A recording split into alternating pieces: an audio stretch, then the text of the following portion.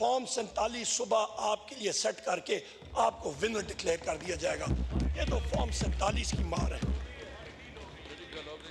और जगह जगह पे इनकी बात होती थी कि साड़ी गल हो गई है, हमारी बात हो गई है। कैसे हुई? पाकिस्तान तहरीक इंसाफ की और हमारे कायद इमरान खान की पाकिस्तान की आवाम से बात हुई। इनका कोई रॉन्ग ही नंबर लगा है, वो भी इनका नहीं लगा। अभी ये मतलब भागते फिर रहे हैं, इनको समझ नहीं आ रही है क्या करें। जनाब स्पीकर, डर इतना कि जिस वक्त आप इलेक्शन के कवानीन खोल के देखें, इलेक्शन एक्ट देखें, रूल्स देखें, जिस वक्त इंडिपेंडेंट कैंडिडेट होता है तो बशर्ते कि किसी और शख्स के पास वो सिंबल ना हो तो अपनी चॉइस का सिंबल लेता होता है। मैंने कहा कि मुझे विकेट दे दिया जाए। बाकी लोगों ने भी कहा, आरओ ने जनाब वाला मिन्नतें की।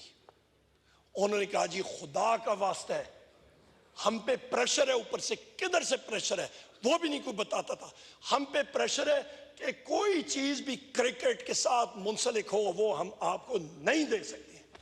और उन्होंने वो चीजें वापस ली, सुबह रात को अलॉट करके सुबह उन्होंने वापस कर ली। ये हालात थे। जनाब स्पीकर, इलेक्शन के दिन फिर आप आते हैं, पोलिंग के दिन सुबह मुझे पता लगता है कि किसी दिन किसी के सुबह फजर के टाइम पे कि हम सारे जितने लोग यहाँ पे बैठे हैं मुख्तलिफ शहरों और देहातों में, हमारे बैनर्स और पोस्टर्स किसी ने लगा दिए हैं, पर उस पे जो सिंबल था वो कोई और लगा हुआ था। अभी ये कोई कौन इतना मतलब खर्चा करे कि हमारे लिए प्रिंट करे सिंबल्स और वो साइन भी जो है वो डिफरेंट लगे। मतलब ये कोई मजाक बना हुआ है। ये हम लोग क्या कर रहे हैं? अपने खिलवाड़ कर रहे हैं इस मुल्क के साथ। ये पार्लियामेंट ने डिसाइड करना होगा। ये पहिया घूमता है, मैंने बहुत देखा है। ये मैं आपको गुजारिश कर रहा हूं, चौथी बार अल्हम्दुलिल्लाह इस पार्लियामेंट में आ रहा हूं। ये घूमता है पहिया और बड़ी तेजी से घूम जाता है। जनाब स्पीकर, शाम को आरओ के दफातर में जिस वक्त हमारे इलेक्शन एजेंट्स वहां पे गए और कैंडिडेट्स खुद जा रहे थे, वहां पे कैंडिडेट्स को या अरेस्ट किया गया, धिक्के मार के बाहर फेंका गया, दरवाजों को कुंडियां मारी गई और कहा जाओ छुट्टी करो, हम लोग अपनी मर्जी का रिजल्ट देंगे। ये जिस तरह हमने फॉर्म 47 लिए जनाब स्पीकर, जो यहाँ पे बैठे हैं, ये फॉर्म 45 और 47 जो 47 हमने लिए, वो जनाब स्पीकर आप सोच भी नहीं सकते हैं वो कितना तरद्दद करके, वो किस तरह हमारे वर्कर्स, हमारे सपोर्टर्स ने, हमारे एमएनएस ने, हमारे एमपीएस ने किए। और जिनको जो यहाँ पे नहीं है उनके साथ क्या जुल्म सितम हुआ। सलमान अकरम राजा साहब एक कॉन्स्टिट्यूशनल लॉयर है,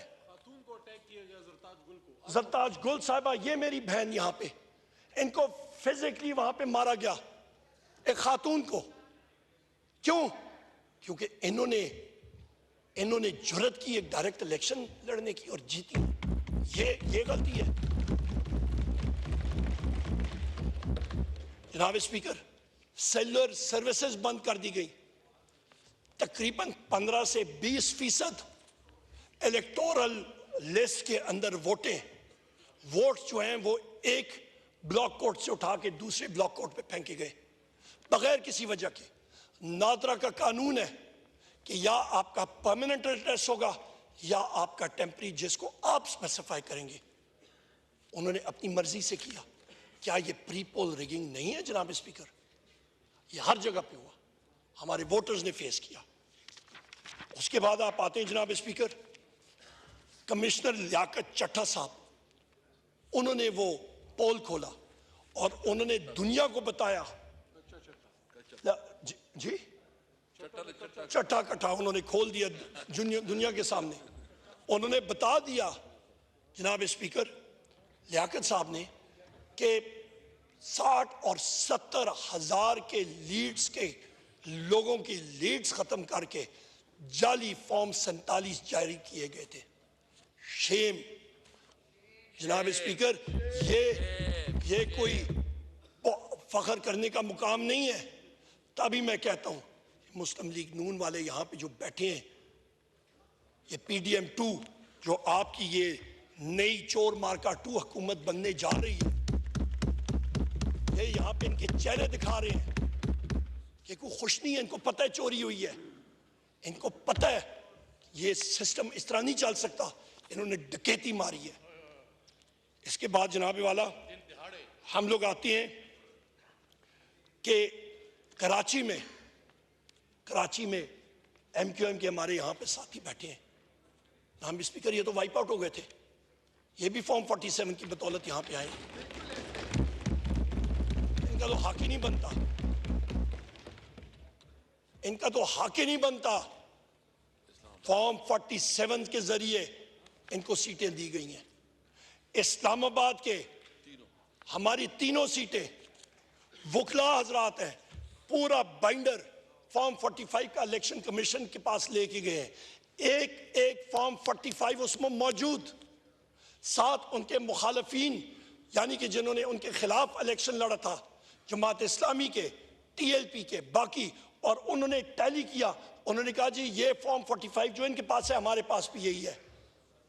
कमीशन ने बात सुनी और जो शख्स उनके खिलाफ जीते थे वो वहां पे आने की उन्होंने मतलब कोशिश भी नहीं की, ना ही उन्होंने कोई मतलब सोचा भी नहीं। उन्होंने कहा बस ठीक है। अगले दिन पता लगता है जनाब कि ना उस फॉर्म 45 की उन्होंने वैल्यू रखी और डिसीजन सुना दिया कि जी फलाने रिटर्न कैंडिडेट्स हैं। जनाब स्पीकर, ये तो इलेक्शन ना हुआ, ये तो सिलेक्शन हो गया। फिर 60-70 अरब रुपए खर्च करने का क्या फायदा? फिर तो आप ये करें कि सूबाई असेंबलीज में ग्रेड 19 और 20 लोगों ब्यूरोक्रेट्स की लिस्ट बनाएं और उनको कहें कि आपका इजाफी चार्ज है कि आप सूबाई असेंबली के मेंबर होंगे, और यहाँ पे आप ग्रेड 21 और 20 के सीनियर एडिशनल सेक्रेटरीज और सेक्रेटरीज की लिस्ट बनाएं और उनसे कहें कि यहाँ पे हाउस में आप रिप्रेजेंटेशन करेंगे, सिलेक्शन प्रोसेस होगा, खर्चे से भी बचेंगे और अल्लाह खैर सलाह। ये तो उस तरफ सिस्टम लेके जा रहे हैं, ये तनादत करने की क्या जरूरत है? जनाब स्पीकर, पेशावर में मैं आपको ये बताता हूं कि एक साहब हैं DRO डिस्ट्रिक्ट रिटर्निंग ऑफिसर, आफाक वजीर, 8 प्रोविंशियल असेंबली की सीटें और 1 नेशनल असेंबली की सीट वहां पे खा गई हैं। यहाँ पे अचकजई साहब अभी मौजूद नहीं है, ये कह रहे थे इस बार तो बैलेट पेपर अवेलेबल था फॉर सेल। वो कहते थे जी 3 करोड़ 4 करोड़ ये बोलियां लग रही थी, और ये जो चोर मार्का 2 हुकूमत है इनके कैंडिडेट्स के लिए ये लूट सेल अवेलेबल थी। मैं तो दाद देता हूँ जनाब स्पीकर पाकिस्तान की अवाम को, मैं तो सलूट और सलाम पेश करता हूँ उस बहादुर कौम को जिन्होंने अपने लीडर इमरान खान की खातिर हम सारों के सिंबल्स खुद ढूंढ के आके ठप्पे मार के इतनी भारी अक्सरियत से हमें दिखाया। हम लोग सलाम पेश करते हैं। हम तो पाकिस्तान की अवाम की खाक के बराबर भी नहीं है, हम तो उनके गुलाम हैं यहाँ पे जनाब स्पीकर।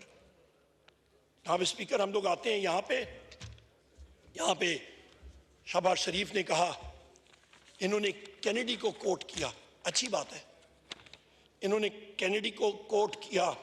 इन्होंने ask not what the country can do for you but what you can do for your country. मैं उसका जवाब कहता हूं, गो, जस्ट गो, फॉर गॉड से गो, ये हमारा जवाब है। पाकिस्तान की अवाम की आवाज सुने, उन्होंने आपको रिजेक्ट किया, जस्ट गो। जनाब स्पीकर, शहबाज शरीफ मगरमच्छ के आंसू रो रहे, आपके फॉसिल फ्यूल के प्रोजेक्ट्स लाए और यहां पे लगाए, वो प्लांट्स चल ही नहीं पा रहे हैं, LNG इंपोर्टेड एनर्जी के प्लांट्स। आपको पता है जनाबे वाला उमर अयूब साहब, नमाज की ब्रेक ले लें सर। मैं जिन्होंने नमाज पढ़नी है वो पढ़ते आएंगे, हम सारे अल्हम्दुलिल्लाह 5 वक्त नमाजी हैं, हम लोग पढ़ते आएंगे। ये मेहरबानी इंटरप्ट ना कीजिएगा। कितना जरा हिंट तो दे देना। नहीं जनाब, चलता जाएगा, सिलसिला चलता है। जिन्होंने पढ़नी है हम लोग इंशाल्लाह पढ़ते, हम सब नमाज पढ़ेंगे, आप बेफिक्र है। हम लोग सारे पढ़ के आ रहे, बेफिक्र है। जनाब स्पीकर, रिन्यूएबल एनर्जी के बारे में बात करते हैं, तो आपके वो एलएनजी प्लांट्स इंपोर्टेड फ्यूल पे चल रहे हैं। हर महीने आज उन प्लांट्स की वजह से आपको $800 मिलियन के कार्गोज इंपोर्ट करने पड़ते हैं। $800 मिलियन के रिन्यूएबल एनर्जी प्रोजेक्ट्स इन्होंने शेल्फ कर दिए। जिस वक्त मेरे लीडर ने पोर्टफोलियो एनर्जी का मुझे दिया जनाब स्पीकर, 1 साल के अंदर अंदर इन्होंने रिन्यूएबल एनर्जी का जो टैरिफ रखा था वो 16 सेंट था।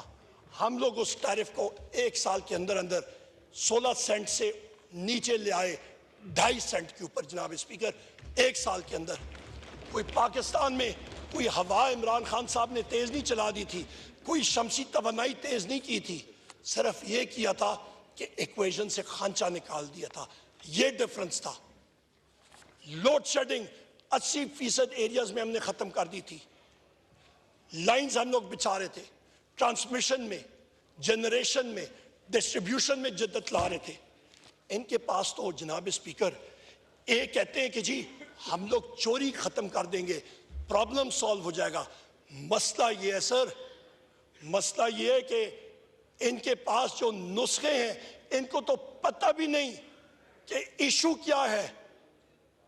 चोरी इस सारी एनर्जी इक्वेशन का एक छोटा हिस्सा है।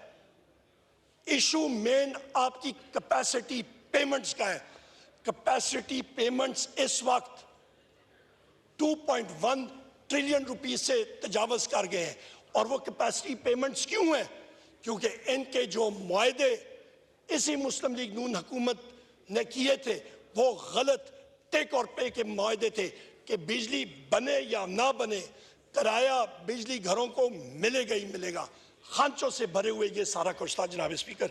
ये वो वजह है पाकिस्तान तहरीक इंसाफ के दौर पे बिजली की कीमत 17 रुपए यूनिट, आज जनाब वाला बिजली 85 रुपए यूनिट पे पहुंच गई है। सर्कुलर डेट का बहाव हमारे दौर में माहाना तकरीबन 8 अरब रुपए के करीब आ गया था।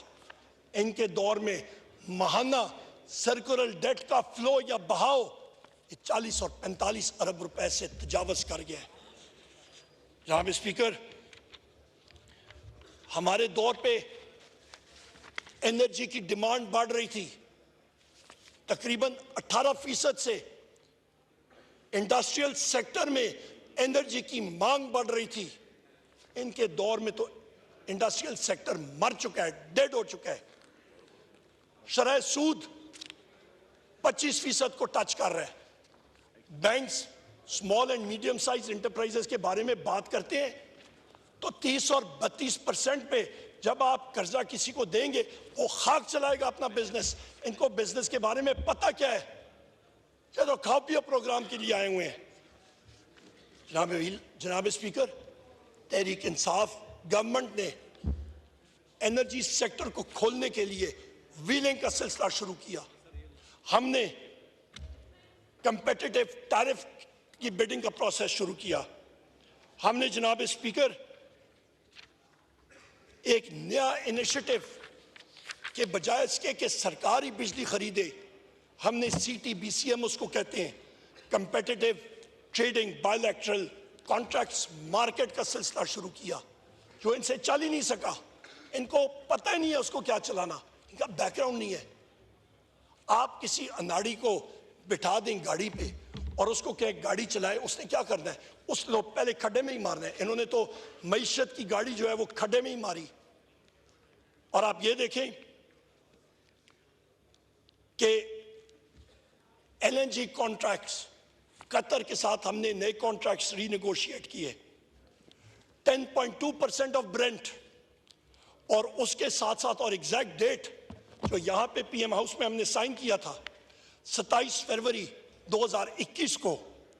और इस कॉन्ट्रैक्ट की वजह से बाकी हुकूमतें जो आई हमारी बात उनको फायदा ये हुआ है कि सर्दियों में कम से कम गैस अवेलेबल थी, मौजूद थी, और ना वो भी ना होती। और उसकी वजह से जो हमने कम रेट पे, जो हमारा रेट था वो 10.2% पे था। जनाब स्पीकर, जनाब स्पीकर, आपकी तवज्जो चाहिए मुझे। स्पीच फिर लाइव नहीं जारी, मेहरबानी करें आपकी या इंस्ट्रक्शंस आप अपनी रेट या कायम करें। पीटीवी पे आप मेहरबानी करें कि इंस्ट्रक्शंस जारी करें प्लीज। शुक्रिया। I need your instructions and ruling जनाब स्पीकर, प्लीज रूलिंग दे दें। अब अपनी स्पीच खत्म करें, I look into it. No जनाब स्पीकर, ये बात नहीं हुई। Can't direct the chair please. जनाब स्पीकर तो प्लीज आप डायरेक्ट पुराने करें। पार्लियामेंटेरियन हैं, आप इस तरह ना करें। आपको ये सोचना चाहिए, आपके और कोलीग्स हैं। जनाब स्पीकर फिर शहबाज शरीफ की जब होगी तो शहबाज शरीफ हम प्राइम पेशेंटली आपको सुन रहे हैं। नहीं आप काइंडली या स्पीच या फिर उसकी भी नहीं होगी। ये मैं आपको इंटरप्ट भी नहीं करना चाह रहा हूं हमारे यूं साहब। आप नहीं जनाब के लिए बहुत स्पीकर, रिस्पेक्ट मैं है। अपनी स्पीच मुकम्मल करूंगा, जी। पर मैं ये आपसे एक्सपेक्ट नहीं कर रहा था। I am very sorry to say, I am very disappointed in your conduct. जनाब स्पीकर, यहां पे मैं बात करता चलूं कि 27 फरवरी 2021 को जब भी कॉन्ट्रैक्ट साइन हुआ तो तकरीबन पाकिस्तान को सालाना बचत $317 मिलियन की अगले 10 सालों के लिए थी, और ये तकरीबन अगले 10 सालों के लिए पाकिस्तान को 840 अरब रुपए इमरान खान साहब की हुकूमत और इमरान खान साहब ने बचाए। ये होती है सेविंग जनाब स्पीकर, ये होता है सही कॉन्ट्रैक्ट्स, ना कि कैपेसिटी ट्रैप्स में और गलत कॉन्ट्रैक्ट्स मुस्लिम लीग नून ने जिस तरह किए थे।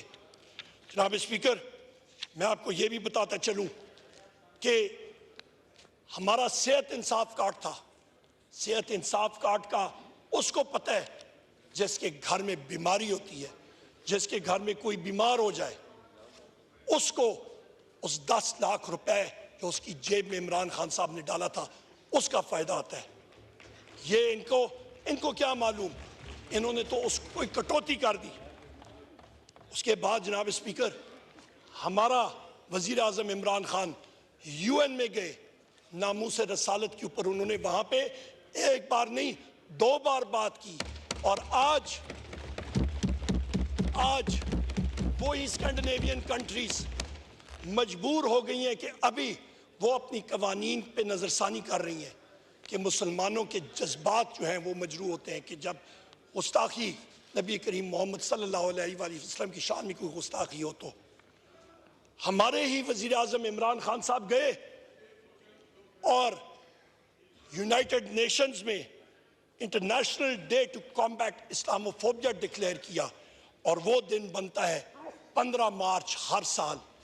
इन्होंने क्या किया जनाब स्पीकर, इनकी तो कोई कंट्रीब्यूशन नहीं थी। जनाब स्पीकर, मैं आपको ये भी बताता चलूं कि यहां पे इनकी हुकूमत जिस चीज के लिए फेमस है वो है फिगर फजिंग। डार साहब के दौर में इस वक्त वो फाइनेंस मिनिस्टर भी थे, पाकिस्तान को तकरीबन 9 अरब रुपए फाइन में देना पड़ा था क्योंकि वो फिगर फज हुए थे IMF के साथ, और वो कादक आज भी हमें बर्दाश्त करनी पड़ती है। जब ये लोग आए, मैं फिर दोहराता हूं, इन्होंने फिर वो चीज़ ट्राई की थी रिपीट करने की, पर मैं उस चीफ इकोनॉमिस्ट को सलाम पेश करता हूं। जनाब स्पीकर, ये बिजनेस एक्टिविटी के बारे में बात करते हैं। बिजनेस एक्टिविटी पाकिस्तान में 86% खत्म हो चुकी है। प्राइवेट सेक्टर क्रेडिट, ये बात कर रहा था शहबाज शरीफ के प्राइवेट सेक्टर में हम लोग क्रेडिट देंगे। कौन सा प्राइवेट सेक्टर में क्रेडिट जनाब स्पीकर? 86% एक साल में आपका प्राइवेट सेक्टर में क्रेडिट कम हुआ है, लोन्स कम जा रहे हैं। Business activity is dead in Pakistan. LCs जो आपका करंट अकाउंट पे कह रहे हैं हमने कंट्रोल कर दी है, वो कैसा?